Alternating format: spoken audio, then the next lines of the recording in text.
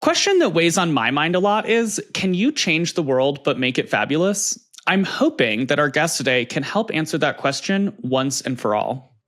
Welcome back to Participation Trophy, the do-gooder's guide to changing the world, an unscientific podcast where we set out to discover if participation trophies drove a generation of greats.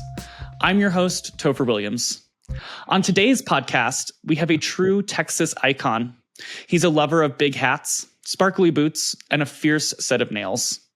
He's an activist, a voting rights champion, and coming to us today from London, England, it's Charlie Bonner. Hi, Charlie. Thanks for being on the pod.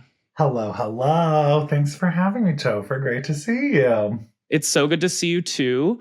I'm really thrilled to have you here. For the folks who are listening and not watching this on YouTube, tell us about your t-shirt. Oh, I'm repping the Youth Capital Takeover. I was recently back in Texas, back home with my Youth Vote fam, and got to head up to the Capitol there with about 500 young people from across Texas as they went to advocate. And it was an incredible day and great merch. MoveTexas.org. Great merch. I love that. That's amazing. I will have to get myself one of those t-shirts for sure. So before we really jump into it really deep, can you tell us what is the secret to being fabulous while also changing the world? Wow. I mean, what a setup. What a setup for a question. I have to first self-identify as fabulous, which I am. I sort of love that you've pinpointed this as a place to start because, I quite intentionally throughout my time in organizing have tried to bring, a joy and a creative energy to the movement. I think in a lot of my studies of the civil rights movement, of sort of studying the work as we were doing it as well, right? I think there is so much anxiety in this work. There's so much fear in this work in these sort of political times that we're in. But people really aren't motivated by anger and fear. Our people are not motivated by anger and fear. Let's say some folks are. Clearly that is getting some folks elected in a great many places. But, progressives really don't turn out in that same sort of way, right? Folks that are turning out for their civil rights don't turn out of fear. Often we are motivated by the joy of being with one another, right? And that is something that I've really tried to influence throughout my work. It's one of the reasons that I've worked so much with artists and musicians and creatives as part of my organizing, a really intentional part of my organizing in Texas. And I've just seen firsthand how critical bringing that joy and light is to really tough fights. And I'm really proud that that's something that I've known for in the movements writ large. It also, I think, to me, is a very Texas way of approaching politics. Texas politics has always been absurd. It is an absurd place from the jump. And the sort of poking fun at one another, the sort of drawl of it all, the sort of Southern congeniality of it all is funny. And it's always been funny in a way that folks have always gotten through Texas politics is with joy and laughter and understanding the absurdity of it all. And I've tried to bring that to everyone. There's a great, I don't know if you're familiar, there's a great old school Texas writer, Molly Ivins. She was a political commentator, kind of late 90s, early 2000s, really in the sort of Bush era. And she gave this incredible speech and this quote that I talk about all the time, that she always used to say, you have to have fun while you're fighting for freedom because you don't always win. And then she kind of continues on throughout that it's not just important to have fun. It's not just important to keep fighting, but it's important to go back to your community and tell them how much fun it was and to tell them all the good trouble that you got in together, because all anybody ever sees is the negative headline on TV. They don't know about the joy of being stuck in a campaign office at 4:00 in the morning and the absurdity that takes place in that sort of environment, the friendships, the bonds you build for a life. being involved in something bigger than yourself, those sort of friendships forged in the fire. That ethos is critical, and in showing people that is critical. So I hope that answers your question. I think Yeah. is a critical part of doing the work. Actually, I don't think they're separate things whatsoever. I totally agree with that. And I really appreciate that answer. I have always said that I feel like politics is camp. It's very campy. A lot. Do y'all not think Donald Trump is looking camp straight in the eye right now? I mean, yeah, exactly. No, for real. I mean, just look at like a convention on television, right? Wow. I mean, people are in outrageous outfits. They're wearing American flag apparel. I mean, it's so camp. So I just really appreciate us starting on this note of fabulousness. Can you take a couple of minutes and just tell us a little bit about how you're changing the world today? Lofty questions. Am I changing the world today, Topher? I like to think by showing up every day, being myself, we're changing the world in some ways. But in a professional sense, in London right now, I'm working as a advocacy and communications consultant to progressive movement groups here in the UK, with a particular focus on unions. Really an interesting time here in the UK as politics is rapidly changing like it is all over the world. Labor in power here for the first time in more than a decade, but facing some very serious headwinds from the far right. And so, yes, it's a very interesting place to be doing advocacy work. So much of my advocacy has taken place, all of my advocacy really has been focused on the American South before now. And it's really interesting to have the opportunity to advocate somewhere else and to really try to understand a different advocacy system. And, people ask me all the time about, how different is it? How different, how do you learn the new, these systems? How do you integrate yourself? And, what I've really drilled down on is it's really all the same, actually.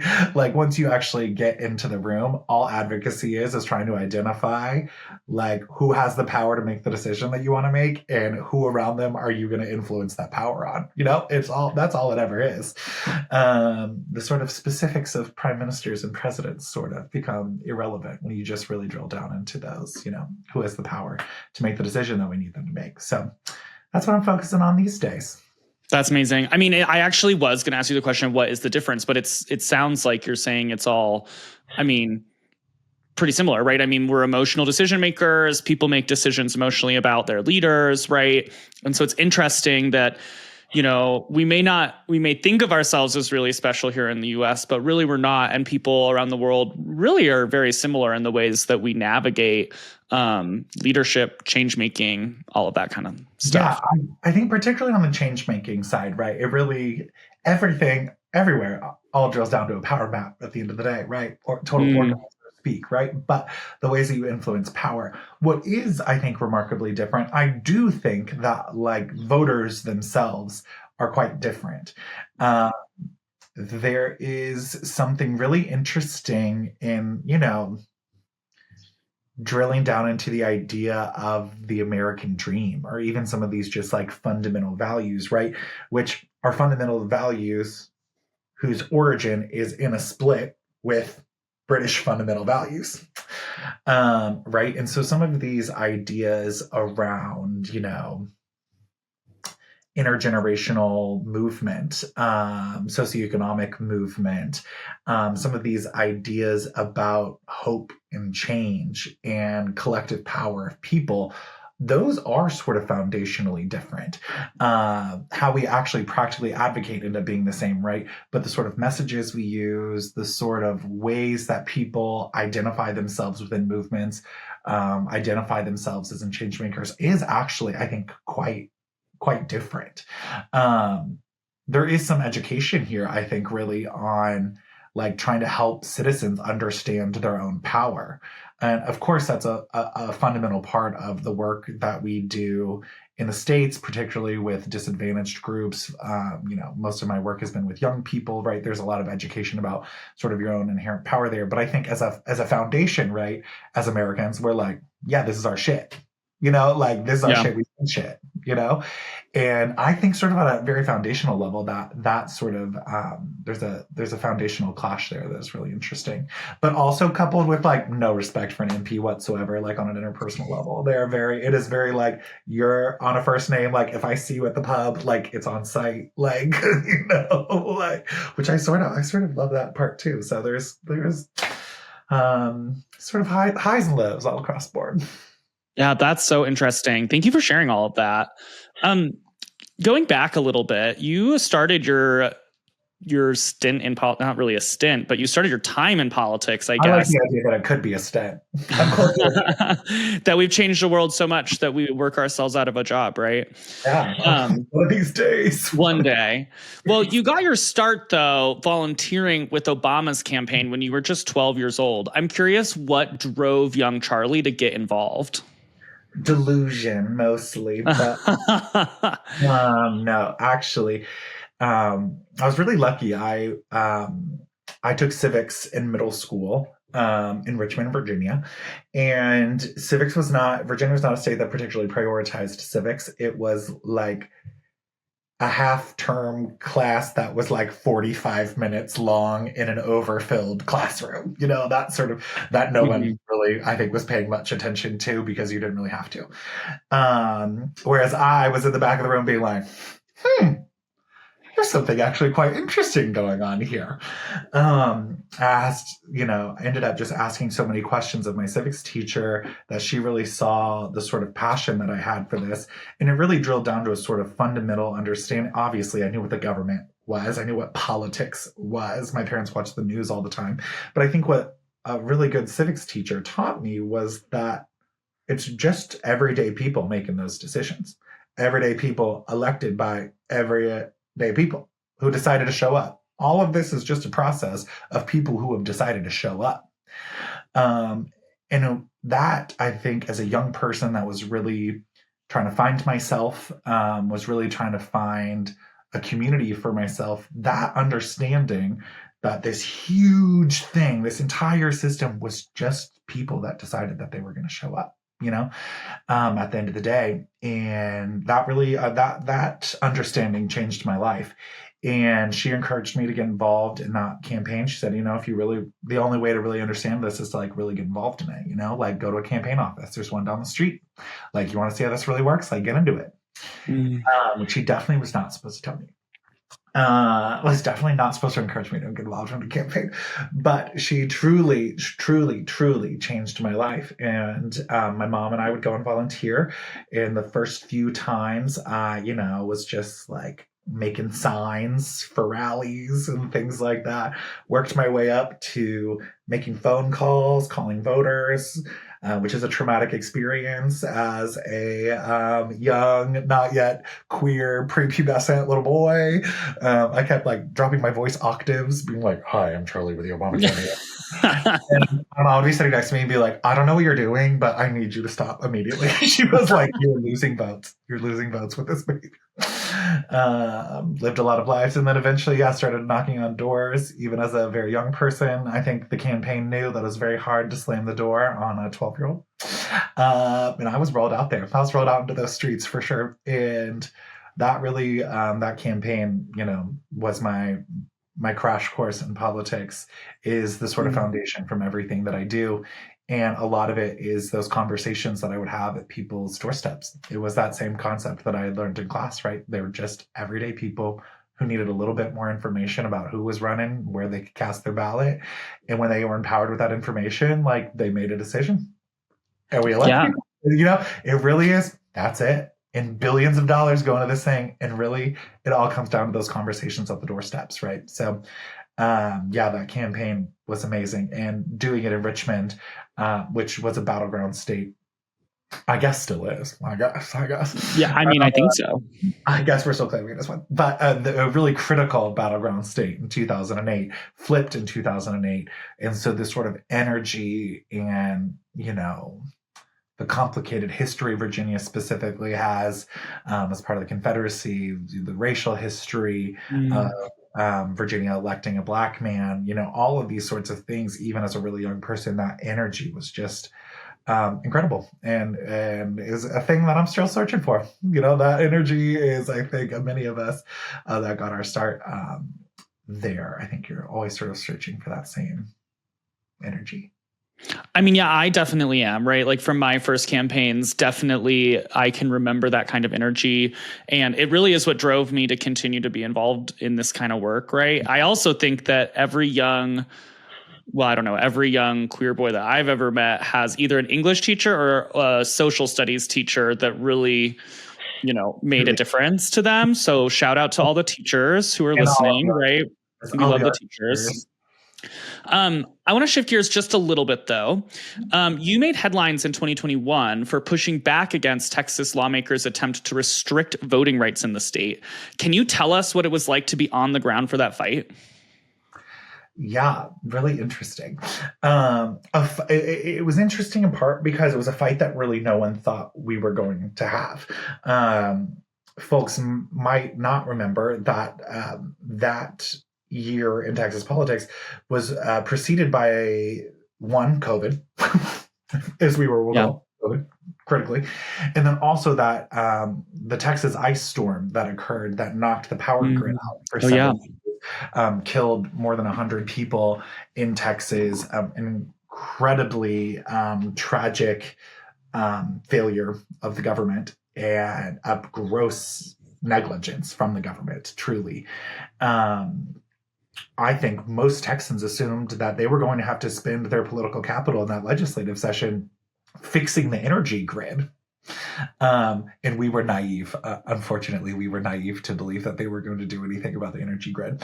They did literally nothing. They responded in literally no ways. Nobody was held accountable. Instead, they spent that entire session trying to pass one of the most restrictive anti-voting laws in the country and one of the most restrictive anti-voting laws passed since the Jim Crow era. And almost all of it born out of conspiracy theories from Trump and the far right following the 2020 election around things but like vote by mail, around things like sort of the expansions we saw under COVID to help people vote safely, right? Like more days of early voting, drive-through voting. There are many communities in Texas that really innovated on ways to keep people safe, and people really responded to that, and turnout responded to that. So they attempted to restrict those efforts. And at the time I was working with Move Texas, one of the sort of leading youth organizations in the country fighting for voting rights. And we have a particular perspective as folks who had been registering people to vote. Texas, already prior to this law, the most difficult state in the country to register and cast a ballot. We find that particularly for young people of color. And so our work kind of that sort of predicated the fight that we found ourselves in, and particularly the attacks on vote by mail. A lot of college students, probably the majority of college students in Texas, vote in their home communities and they vote by mail. And so many of the restrictions that we were seeing on vote by mail, we saw as a direct attack on young voters. And so again, it was a fight that nobody had anticipated. Generally, we kind of know where things are going to shake out in a legislative fight. The rhetoric starts long before a legislative session and things like that. So many groups were not prepared to do this. And unfortunately, Texas, and this is continuing now, has sort of so many fronts of the progressive fight. They're being attacked from all angles. It is a movement that is spread quite thin. And so we really tried to step up as best we could, even as a youth organization, to lead in that fight. And I'll tell you, that fight really was something incredible to watch. Following that energy from 2020, following that fear and frustration that so many people felt, what we saw was hundreds and thousands of people showing up to the Capitol to testify against these bills. To my recollection, every time that one of these bills was heard, so many people showed up that the committee hearings would last more than 24 straight hours. And that's at folks speaking for about 2 minutes apiece. And every time, pro-voter supporters outweighed the anti-voter supporters, every single time. And that is a true testament to the organizing that was done in that moment. And so many people, it is a sort of terrible process in Texas that all takes place in person, even in the midst of COVID. It all takes place in a sort of way that requires you to just sit there all day. Yeah. Not great for working people, not great for people that have to work shifts or take care of their kids and things like that. Right. And I remember so clearly, a family had driven down from Texas. A family had driven down from Dallas for one of the hearings, and two little kids, probably older than 5 or 6, that sat there all day. And the community that was built in that also meant that everyone was trying to show up for that family too. They were trying to do everything they could to make sure that that family could stay because their parents had put in so much work to come and to speak for their 2 minutes. That all day people were playing with the kids so the parents could get some work done, or making sure that they were being fed. And that family finally testified at 8 o'clock in the morning the next day. Wow. With those 2 little kids asleep in the back of the committee hearing room. Oh, I'm like, wow. Gives me chills just thinking about it, and sitting in there and being with them, and just sort of the incredible perseverance of everyday people to just show up and try to demand that their government do right in their name. Right? These weren't people who worked in politics. These weren't people who had a particularly vested interest. They were people who had little kids, and they wanted their little kids to grow up in a Texas that reflected their values. Yeah. And they were people who showed up, right? I mean, that's what you were saying earlier. Yeah. And, I think that fight went on and on and on. Special sessions were called because they could not pass that legislation in the regular session because we had put such opposition before it. This is also the Texas lawmakers. Texas Democrats famously had to leave the state. They broke quorum and fled the state in order for that bill to not be heard, which lasted, I don't even know anymore, too long. And so really there was it helped galvanize a national fight around trying to enshrine at the federal level increased protections for the right to vote. Conversations that we're still having. Yeah, for sure. That's an amazing story, and what an amazing experience to be there on the ground. Shout out to Move Texas for all the great work that they do. It's something we have in common, actually, because you were with Move Texas and I used to be with Forward Montana, which is the sister organization in Montana. So we really have two, queer activists in red states fighting for the future of voting rights for young people. I mean, that's right. So, and it kind of builds on this next question, kind of builds on what you have been saying, which is, in just, a minute or two here, you have a saying, one voice can change a room. And if they can change a room, they can change the world. And some folks might say that one room and one voice really doesn't mean very much. I would ask you, why do you disagree with that? Yes. And we can pretend like that's my quote, but it's definitely from an Obama speech. Okay. Which I could tell that story too if we want. From heart, I could tell that story. But I believe that one voice can change a room because I've seen it, because I've lived it, because I've been it. It's the beautiful thing about being a part of this work from such a young age is that I've just had a front row seat to so many incredible people doing their level best to try to change the world in their own specific little ways at every single level. I've seen it. And, I often relate it to voter registration because, again, as I said, voter registration is extraordinarily difficult in Texas. And as an organizer, it's tough work.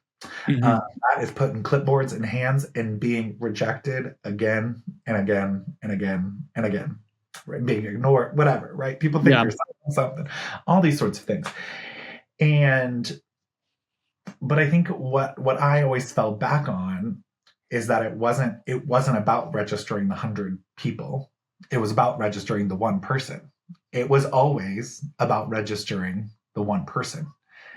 Because I really believe that voting changes someone's life. This is outside of politics. This is outside of an election or partisanship, right? I believe that when you are invested enough in your community that you show up and vote, that you're taking some autonomy over your own life. You are saying that I get a say in the direction of all this shit. I get a say in the future of this community for myself and for my family and for the people that come behind me. And maybe that's not what we feel, right? When we pull the lever, when we press the button, right? But when you really sit with it, that's what this is. It's saying that I matter enough to have a say in how this all goes. And there are still places all around the world where that is not possible. And most of history, for most people, that was not possible, right? And so taking that ownership of your own life, I think, is a remarkable act. And as someone, as an organizer that gets to do that, I think it's a really solemn responsibility. And it matters every single time. And it matters because of their life, not because of the campaign that I work for, not because of the things that I want to advocate for. It matters for them. And so I've always tried to fall back on that. And the sort of the solace I have found in politics is in that, right? That we can help change people's lives, win, lose, or draw. And I have often lost more than I have won. Organizing in tough environments, that has always been the case. You have to find the wins, right? And that is not a trivial win. I mean, if that doesn't fire up folks listening to this, I don't know what will. But it could be this next segment where we're going to ask you some rapid fire questions about Texas. Are you ready, Charlie? Ooh, I'm interested. All right. Austin or Dallas? Austin. No, rodeo or football? Rodeo. I thought you'd say that. Barbecue or Tex-Mex? Oh, that's too hard. Tex-Mex. All right. HEB or Buc-ee's? HEB. HEB is the government. HEB is more reliable. Is consistently voted more reliable than the government. I mean, that should, if any Texas lawmakers are listening to this, they should maybe go pick up a shift at an HEB then. Press. Brisket or ribs? Brisket. Desert or Gulf Coast? Desert. Texas or England? Texas forever, baby. England for now, but Texas forever. Texas forever. Amazing. Okay, Charlie, finally, this is the most important question of the entire podcast. Did you receive a participation trophy, and what was it for? I absolutely received a participation. I wish I had it. I wish I could pull it out for you right now. I know. I, like so many, a juvenile baseball player. Okay. I probably played soccer too, if we had to be honest. Were you a good baseball player? Whoa! Hence the participation trophy. I had 0.0.0 interest in even I didn't want the participation trophy. I didn't identify with participating in this act. Lots of family stories about me just picking the grass in the back of baseball games and not paying attention to the games whatsoever, which would still be true. So I'm a proud recipient of those participation trophies. That's amazing. Well, no one can accuse you of not going out to touch the grass then, it sounds like, Charlie. I'm staying. Well, hey, before we wrap, where can folks find you online to follow, connect, reach out? How can folks follow along on your journey? Oh my God. I accept connections, love notes, death threats, hate speech, or my Instagram at the Charlie Bonner. Please don't do any of those things. I didn't mean, as it came out of my mouth, I didn't like it. Make sure that you do follow Charlie on Instagram. I know I follow Charlie on Instagram, and it's always such a treat whenever he pops up on my feed. I want to say thank you so much, Charlie, for joining us today on the podcast. I'm sure I speak for all of our listeners that we hope to have you back fighting the good fight here in the United States one day soon. You've been so kind, so funny, and charming, such a charmer. And it really has been such a treat to have you here on the podcast today. Thanks so much for having me, Topher. Thank you so much for joining us for another episode of Participation Trophy. I'm your host, Topher Williams. Be sure to subscribe to our YouTube channel, Participation Trophy Podcast, and follow me on Instagram at @TophMcGof, so you don't miss one single thing. Until next time, remember, it's up to us to make the world that we want to see. Bye.